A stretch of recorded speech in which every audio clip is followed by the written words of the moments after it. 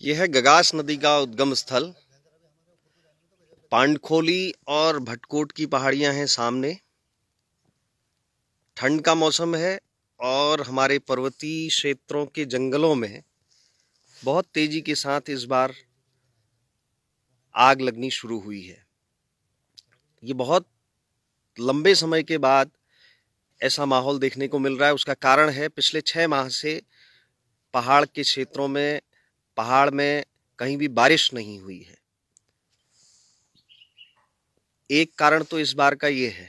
दूसरा, इन जंगलों में जब तक हमारे कड़े वन कानून, वन अधिनियम नहीं बने थे, तो ये संपत्ति एक तरीके से हमारे आसपास के ग्रामीण लोग इनको अपना समझते थे। इनके संसाधनों का भी उचित उपयोग करते थे और वनों को आग से भी बचाते थे। आज ये जंगल हमारे लोगों के नहीं हैं, हमारे नहीं हैं। ये भारत सरकार के हैं, केंद्र सरकार के हैं। वो बड़े बड़े माफियाओं को यहाँ पर लीसे के लिए या अन्य चीज़ों के लिए, दोहन के लिए, उनके लाभ के लिए इन जंगलों को उनको ठेकों पर देते हैं। और इसलिए आज स्थितियां ये है कि कोई भी इन जंगलों को आग से बचाने वाला नहीं है।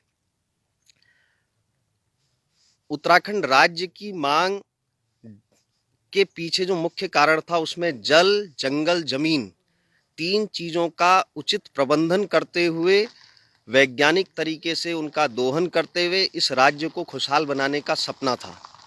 लेकिन इन स्थितियों को आप सब लोग समझ सकते हैं। आज सरकारों की इच्छा शक्ति, उनका सोचना, उनकी नीतियों की हालत ये हो गई है कि एक तरफ पहाड़ में सूखा पड़ा है। देखिए नीचे आपको सारे बंजर खेत दिखाई देंगे। ये बिंता भतौरा ग्राम सभा के हैं। इसलिए मैं ये कहना चाहता हूँ कि आज उत्तराखंड में हमारी इन 20 वर्षों की सरकारों की कुनीतियों के चलते जो हालात दिखाई दे रहे हैं, अभी इन जंगलों में आग इसलिए लगी है कि पहाड़ में सूखा पड़ा है और सरकार को पता नहीं है। अभी सरकारों ने अभी भी पर्वतीय क्षेत्रों को सूखाग्रस्त घोषित नहीं किया है। तो इसलिए इस वीडियो के माध्यम से जंगलों की आग और पहाड़ की स्थिति को मैं आप लोग समझेंगे, इसलिए इसको दिखाने की कोशिश कर रहा हूँ कि आने वाले समय में हमारी सरकारें इन पर चिंतित हों।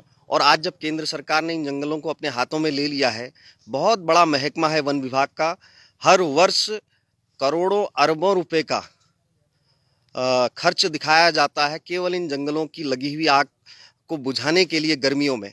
इस वर्ष ये आग देखिए कितनी तेजी से, कल को ये आग पूरा फैलेगी। उधर पांडखोली है सामने की जो पहाड़ी है, उसके पीछे भटकोट है।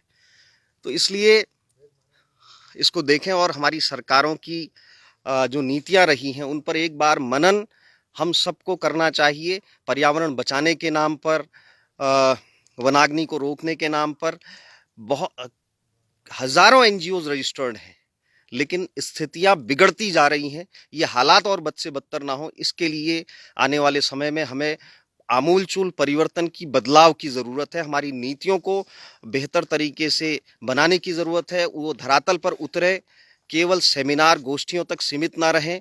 ब्यूरोक्रेसी एसी कमरों में बैठ करके उनको बना करके अपनी एथियसरी न समझे। इसलिए मैं इस वीडियो को साझा कर रहा हूँ।